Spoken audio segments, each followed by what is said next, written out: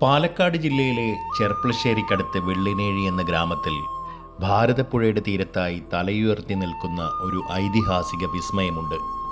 ഒളപ്പമണ്ണ.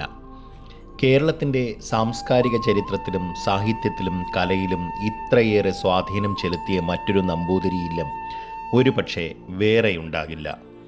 8 നൂറ്റാണ്ടിലധികം പഴക്കമുള്ള ഈ മന വള്ളുവനാടിൻ്റെ പ്രൗഢി വിളിച്ചോതുന്ന വാസ്തുവിദ്യയുടെയും കലാസപര്യയുടെയും ഉത്തമ ഉദാഹരണമാണ്. പരമ്പരാഗത കേരളീയ വാസ്തുവിദ്യാ ശൈലിയിൽ നിർമ്മിച്ച ഒളപ്പമണ്ണ മനയുടെ ഓരോ തൂണിലും ചുമരിലും ചരിത്രം ഉറങ്ങിക്കിടക്കുന്നു. വലിയ പടിപ്പുരയും വിശാലമായ പൂമുഖവും 4 കെട്ടും 8 കെട്ടും അടങ്ങുന്നതാണ് ഈ ഭവനം.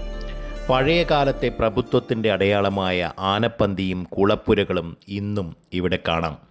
തച്ചുശാസ്ത്രത്തിൻ്റെ നിഗൂഢതകളും തനിമയും ഒത്തുചേരുന്ന ഈ നിർമ്മിതി കാണാൻ ഇന്നും വിദേശികൾ ഉൾപ്പെടെ നിരവധി വിനോദസഞ്ചാരികൾ എത്താറുമുണ്ട്. ഒളപ്പമണ്ണ മന വെറുമൊരു വീടല്ല, മറിച്ച് ഒരു സർവകലാശാലയായിരുന്നു. കേരളത്തിൻ്റെ അഭിമാനമായ കഥകളിക്ക് ഈ മന നൽകിയ സംഭാവനകൾ വിലമതിക്കാനാവാത്തതാണ്. കല്ലടിക്കോടൻ ശൈലിയിലുള്ള കഥകളിയെ പരിപോഷിപ്പിച്ചതിൽ ഒളപ്പമണ്ണ മന വലിയ പങ്കുവഹിച്ചു. പ്രശസ്തമായ ഒളപ്പമണ്ണ കളിയോഗം ഇവിടെയാണ് പ്രവർത്തിച്ചിരുന്നത്. പത്മശ്രീ വാഴേങ്കട കുഞ്ചുനായരെ പോലുള്ള വിശ്വപ്രസിദ്ധരായ കലാകാരന്മാർ ഇവിടെ താമസിച്ച് കല അഭ്യസിച്ചിരുന്നു.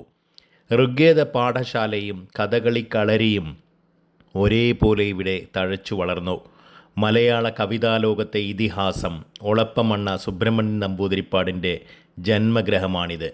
അദ്ദേഹത്തിൻ്റെ കവിതകളിൽ പലപ്പോഴും ഈ മണ്ണും പ്രകൃതിയും നിറഞ്ഞു നിന്നു. ഇന്ന് മലയാള സിനിമാക്കാരുടെ പ്രിയപ്പെട്ട ലൊക്കേഷൻ കൂടിയാണ് ഈ മന. 6-ാം തമ്പുരാൻ, നരസിംഹം, പരിണയം, ഇലവങ്കോട് ദേശം തുടങ്ങി നിരവധി സൂപ്പർ ഹിറ്റ് സിനിമകൾക്ക് ഈ മുറ്റം വേദിയായിട്ടുമുണ്ട്. സിനിമയിലെ കണിമംഗലം കോവിലകം എന്ന് കേൾക്കുമ്പോൾ മലയാളികളുടെ മനസ്സിൽ ആദ്യം ഓടിയെത്തുന്നത് ഈ ഒളപ്പമണ്ണ മനയുടെ ദൃശ്യങ്ങളാണ്. ഇന്ന് പൈതൃക ടൂറിസത്തിൻ്റെ ഭാഗമായി ഒളപ്പമണ്ണ മന സംരക്ഷിക്കപ്പെടുന്നു.